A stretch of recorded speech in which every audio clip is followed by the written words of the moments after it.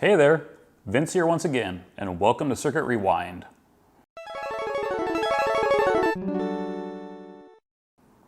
Psst, I'm gonna let you in on a little secret. This stays between just you and me, okay? Can you keep a secret? I like retro video games. I also like old, weird, quirky things. So today, I'm gonna answer the question that nobody has been asking. What happens when you plug an NES controller into a Super Nintendo? Will it work? Well, if it didn't, this video would already be over with. Bye! Okay, fine, I'll explain. As you're probably already wondering, how does the plug on an NES controller fit into a Super Nintendo? Well, sadly, I don't actually have a Super Nintendo available. As you've probably already noticed, this is a Japanese Super Famicom. They're basically the same thing, except this has a little bit more roundiness to it and more colorful buttons on the controllers. While the physical port on the NES controller and the Super Famicom are physically different, it turns out the actual signals traveling over the wires are virtually identical. So now I'm going to do what I do best, build a circuit. Or in this case, just build a wire adapter. Hey there, future editor Vince here. I realized you all probably want to see wacky, crazy video game shenanigans more than anything else, so I've rearranged the clips to show that to you instead now. Making the hardware and explaining why things behave the way they do is now moved to the end of this video. Enjoy! Especially rock and roll racing. The first game I'm going to try is Super Mario All-Stars. Let's try the original Super Mario Brothers on this.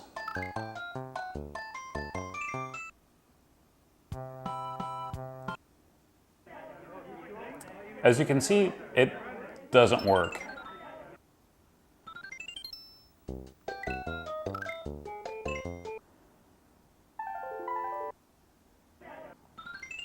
Because this game thinks those extra buttons are being held, that triggers the reset function within this particular title. Let's move on to Street Fighter II: The World Warrior. Let's go to Options.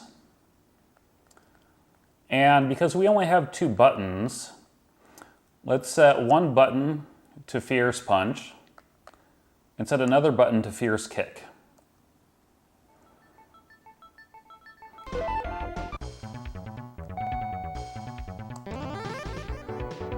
So far it looks like it's working.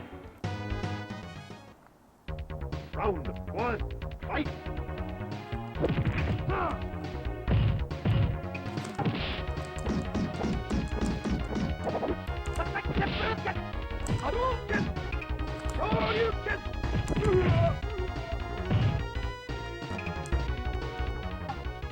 I may only have Fierce Punch and Fierce Kick, but Round two, I'm fight! able to be pretty fierce about it.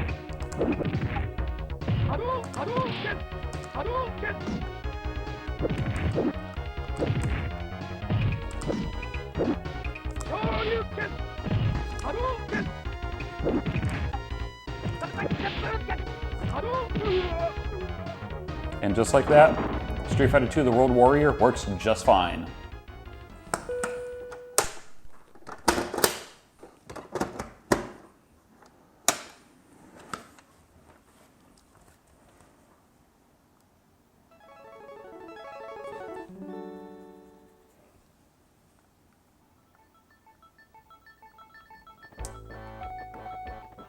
Now let's try Street Fighter II Turbo. Will it let us do the same thing?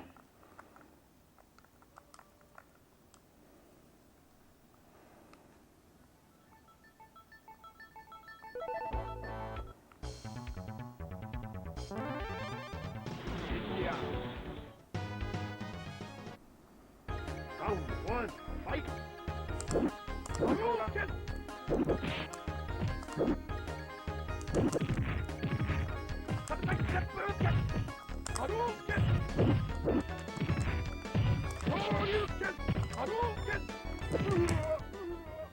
Looks like this one's working just fine too.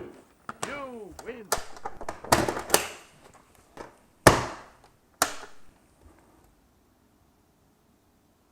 There we go.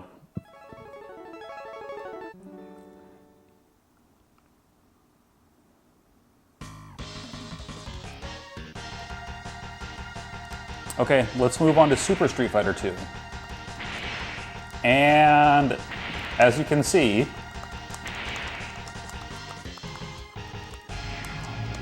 I can't even get into the menu.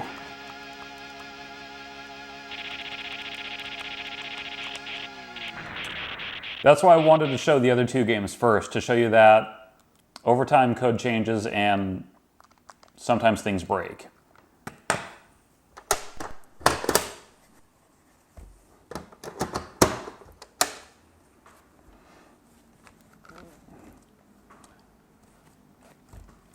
Now let's try Street Fighter 02. And this one, I don't know if it's going to work or not because I actually didn't test this one before creating this video.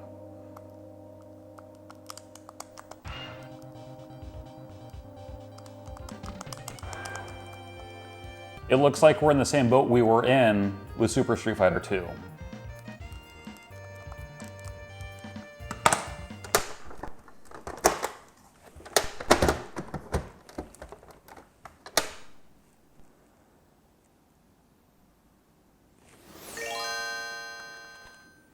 Let's see if the Super Game Boy 2 works.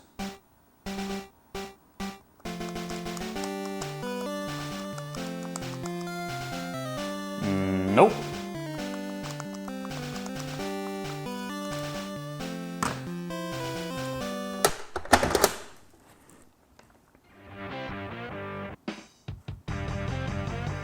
Now let's try Rock and Roll Racing.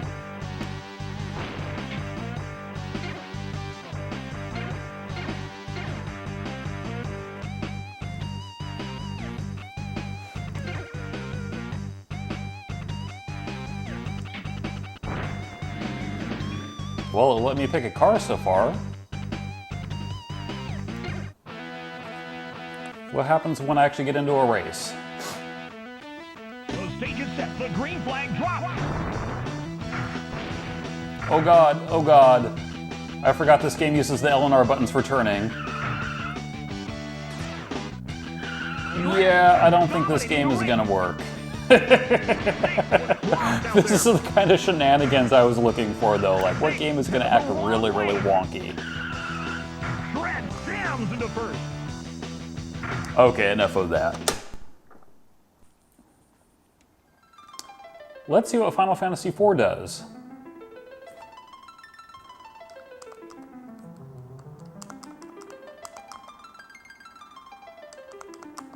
Aw, it does nothing.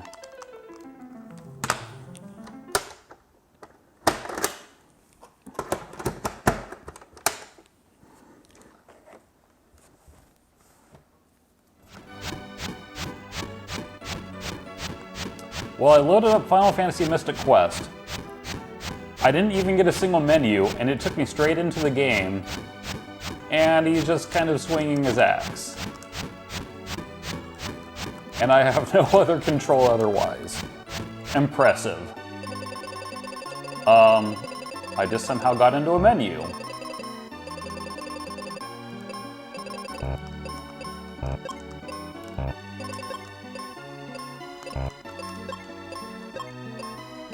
Interesting.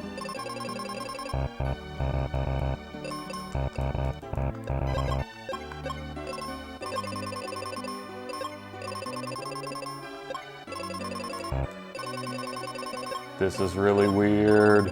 Okay, enough of that.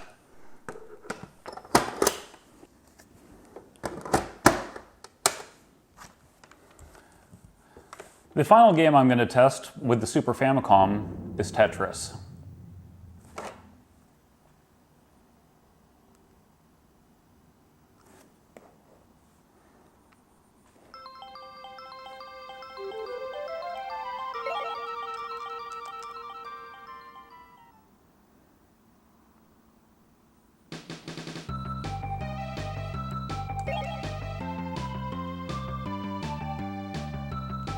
I've never played this version of the game before.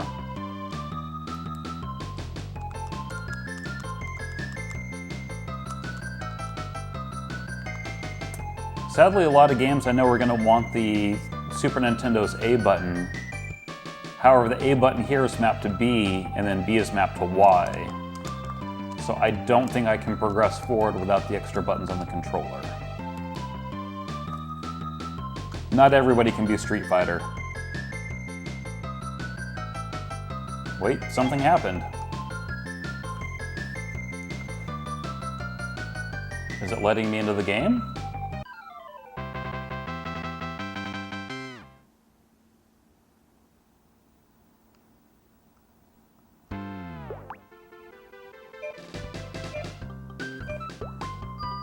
Oh wow. I think I'm actually playing. Okay, so I can rotate pieces one direction. That works.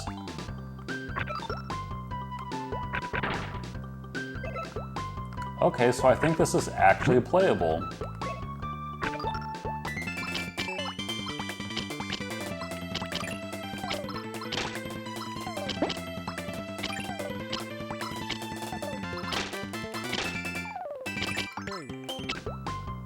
Just for me, this screen is really far away, so I can't see it that well.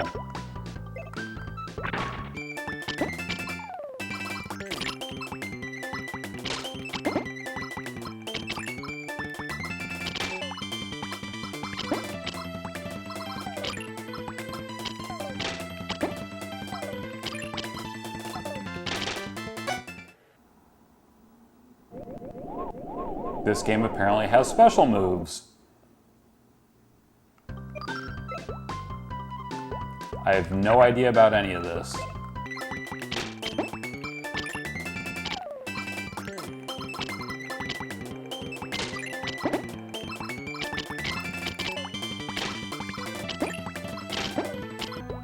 Well, I'm happy this game was able to satisfy my curiosity of using weird things in ways they were not intended to be used. I think that's all for this console. And now I'm sure the question in all of your minds is, what if we do the reverse? What if we take a Super Famicom controller and plug it into an NES? Wait a minute, I don't have an NES, but I do have this analog NT Mini Noir here, which is functionally the same thing. So let's try that out. And by the magic of using the leftover pieces from the other halves of those wires, I made another adapter. There's a lot less to talk about with this one, because the TLDR, it just works. The NES only reads the first 8 bits of the controller, ignoring the second 8 bits. So it'll latch, read 8, and then latch again and reread that first 8. It'll never hit the second half, so the only real thing to consider is that instead of A and B, we now have B and Y as our buttons.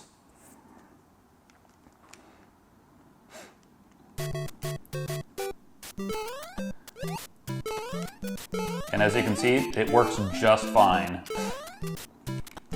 And quite frankly, this button layout I think is easier to hold, having both of them right where your thumb will naturally sit. This is actually a more comfortable way to play NES games, in my opinion. I'm not going to sit here and go through a gauntlet of games of testing with this one, because as I just described, the way the controller protocol works in this console, this will always work for every single one of them. So there you have it. If you like really weird, funky controller shenanigans, use an NES controller on a Super Nintendo. If you want a more comfortable controller experience, use a Super Nintendo controller on an NES. I don't have much else to say about this. I hope you enjoyed this video. If there's any other controller shenanigans you want to see, leave a comment below and let me know. Later. So here are the 2 extension cables, and what I'm going to do is cut them up into pieces. Here's the Super Nintendo extension cable, and then the NES extension cable. As you can see, these are about $5 a piece over at Pink Rolla Games here in Seattle. Now let's get these open. I have not opened these yet, so I don't actually know what they look like on the inside, but as you can guess, it's just an extension cable. A place to plug it in the console, place to plug in the controller. Oh, this bag is sealed, unlike the other one. Get this untied. Just like before, place to plug in the console, place to plug in the controller. So I'm gonna stretch that one out, stretch this one out, get them right at their middle point. And now I'm gonna do the fun job. I'm gonna take this and just snip. Take this one and snip. Let's take the controller side of the Super Nintendo. And now I'm going to use some handy dandy strippers. Let's get that out of the way. Just give myself a good amount of cable here. And then look at all the different wires. So there are 5 wires in here, as to be expected. Despite this being a 7-wire system, only 5 are used for a standard controller. The other 2 are used for other things that we're not doing. So next, get this size to its smallest size. I'm going to sit here and strip all 5 cables.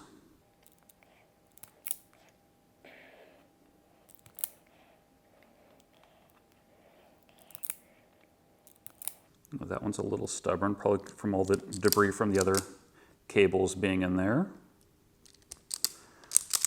All right, get that cleaned up. All right, cool. Now we've got 5 individually stripped wires.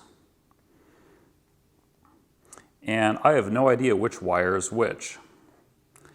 So let's get these all spread out. I'm using the diagrams from Hardware Book to figure out which wires I need. To do that, I'm going to use a multimeter here, set to continuity mode. So let's get this turned on. The actual readings on it don't matter. It's purely audible for this specific mode. All we need to know is that when these 2 wires touch, it generates a tone. And so we don't need to actually look at the meter for anything at all for this. Okay, so pin 1 is 5 volt. And now I just go down each of these wires, so hold this into place. And that's green. And I'm gonna note this. I have a sheet over here on my laptop. Next, pin 2 is clock. So get that in there. Yellow is clock. Pin 3 is latch. That's white. Pin 4 is serial or data, depending on where you read, or same thing. That's red. And then the very last pin is our ground connection. And the only thing that's left is black. And now we're going to do the same thing with our NES cable.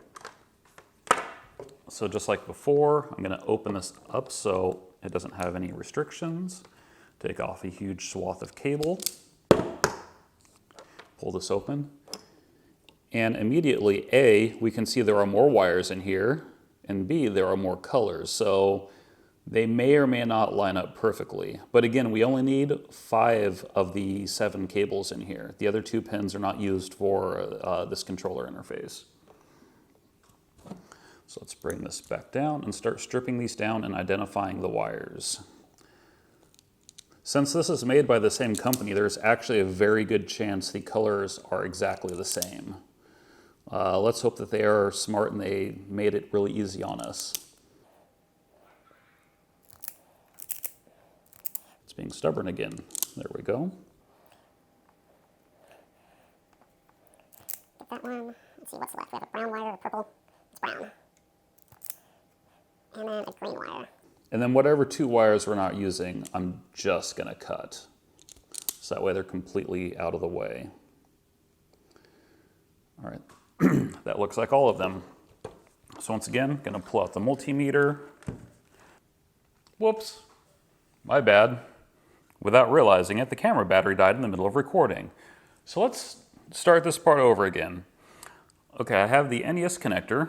What I'm gonna do now, this probe is too large to fit inside of the holes. So let's strip this down further. So let's take our strippers, strip a good chunk of wire off of this. I'm going to do a little bit more on the other side too to make this easier. And this right here is literally just a strand of a Cat5 Ethernet cable.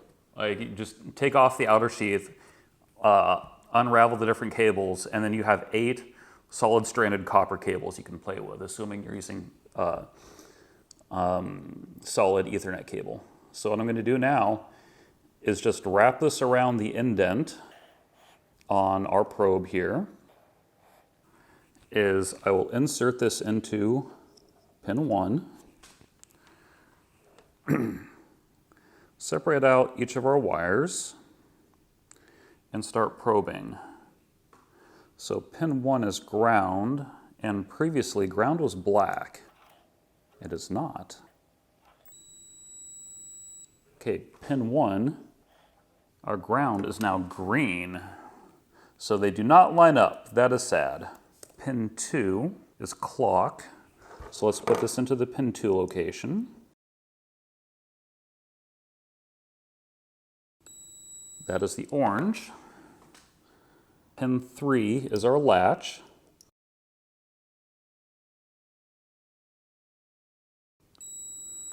That's yellow. Pin 4 is serial data. That is now red. And lastly, we need our 5-volt line, which is pin 5. That will be up here in the next row. Oh, look, that's blue. When you do this project on your own, you'll have to test your own cables, as the colors will most certainly be different. Apologies for any noise at this point. I'm running with a box fan here. Whenever you're doing soldering, you should have a well-ventilated workstation. So I have a fan pointing directly at the window to pull any of the fumes away from me. And now I'm going to twist each of these wires as best I can. There are very few strands. There's not a whole lot to work with here. I'm just trying to get them loosely bundled up. They don't have to be perfect.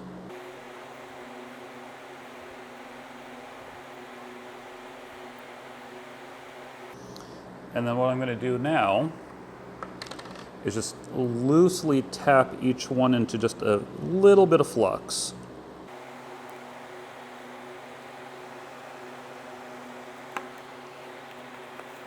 I'm going to take my hot soldering iron here, put some solder on it, and then take each wire and just quickly just tap it on. So I have this little solder bubble, and I just touch the wire to the solder bubble very quickly. And that's known as tinning the wire. So now each wire should be completely encased in solder at this point. I'm going to repeat the process over on the other cable.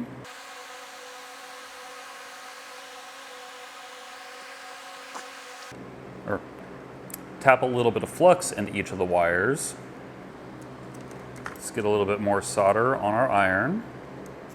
Like that. Just barely tap each wire. Now I'm going to mount one of these in here.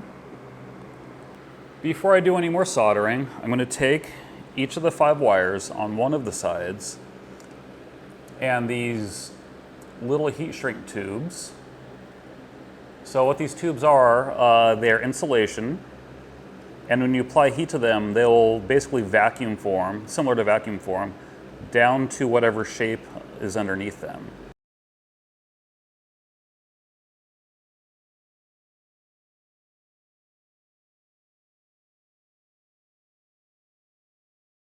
And now all 5 wires have heat shrink on them. So I'm going to add just a touch more solder to this. And the way I like to do this is line up both wires side by side, get them touching, and then take the soldering iron right underneath and just tap the two together. That will give you a nice, good connection between the two.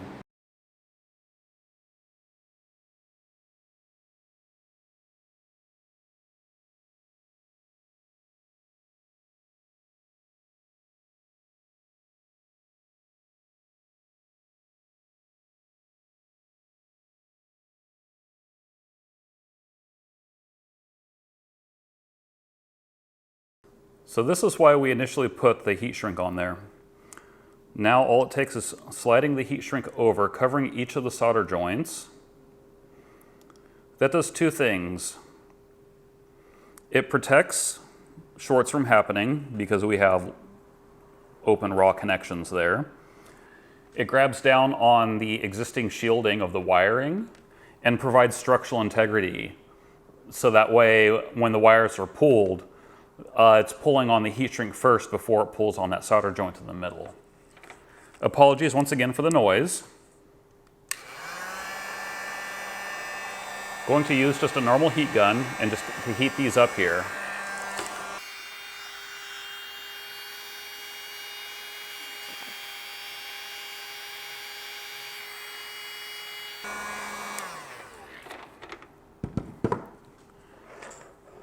And just like that, we now have our own custom Super Nintendo controller to NES console adapter.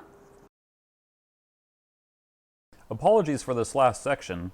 I'm being super lazy about creating infographics today, so I'll just talk through this part quickly with a couple simple pictures. I wanted to give a brief technical explanation as to what is going on here with these controllers and consoles. Let's start with the NES. There are 3 signal wires we're concerned with: latch, clock, and data. Each time you press or release a button on the controller, nothing actually happens. Periodically, usually once a frame, the console will send a latch signal to the controller.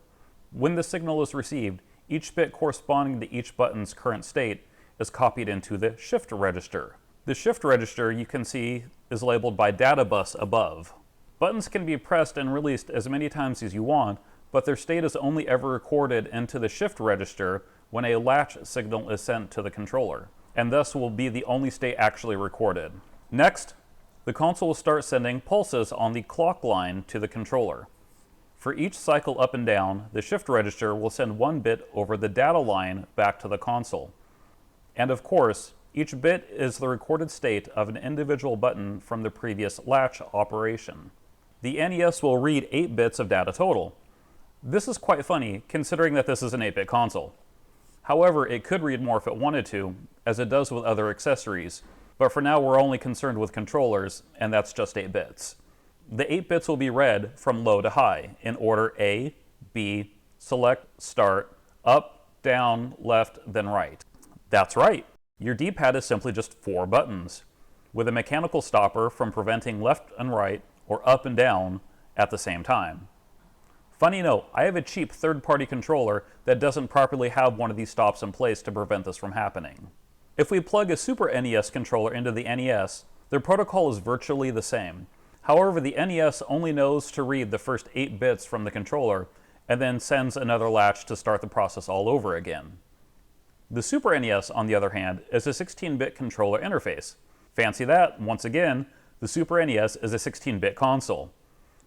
Again, this isn't a requirement. Other non-controller peripherals use more than 16 bits of data. With matching Super NES console and controller, we get the same latch and then clock signals from the console, and then the controller responds with 16 bits of data in the order of B, Y, select, start, up, down, left, right, AX, LR, and then 4 empty bits. From the NES to the Super NES controllers, the A and B buttons have been rotated 90 degrees to become the B and Y buttons on the protocol. But what happens when we plug an 8-bit NES controller into the Super NES expecting 16 bits of data?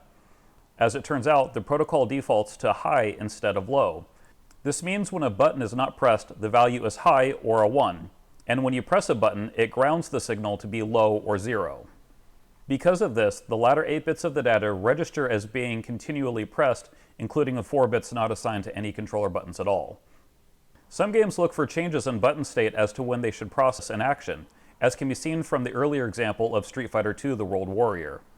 These types of games work really great, albeit with only 2 standard face buttons on the NES controller. Other games, however, look to see if a button is simply being held or not. Rock and Roll Racing is a great example of this. In that game, you can use the D-pad to steer the car, but you can also use the L and R buttons too. In that game, you can combine the two for sharper steering. Some games will see both L and R pressed at the same time and have their actions cancel each other out. Others will check if R is held, then action, else, if L is held, then some other action. The latter style is exactly what we saw with the car always turning to one side no matter what we did. Okay, one final section, I promise. I created a Super Famicom or Super Nintendo controller adapter for arcade cabinets, such as using the controllers on Street Fighter II. This adapter also works on a PC via the V-Joy serial feeder software, as shown here on the screen. On channel 1, you can see the 16 bits of the data being read from the controller. As I press each button, the corresponding indicator bit lights up. B, Y, select, start, up, down, left, right, A, X, L, and R. I will now unplug the Super Famicom controller and plug in the NES controller instead. Watch how the last 8 bits all light up at once. I have since added special logic to the board source code to detect the NES controllers, so this is no longer an issue for my board. However, patching existing video games for this is more problematic. It is probably possible to patch individual titles one by one with custom Game Genie codes, but that's beyond what I want to try right now. And that's a wrap. And nothing more on this subject today. Feel free to leave a comment if there's any other wacky controller stuff you'd love me to try.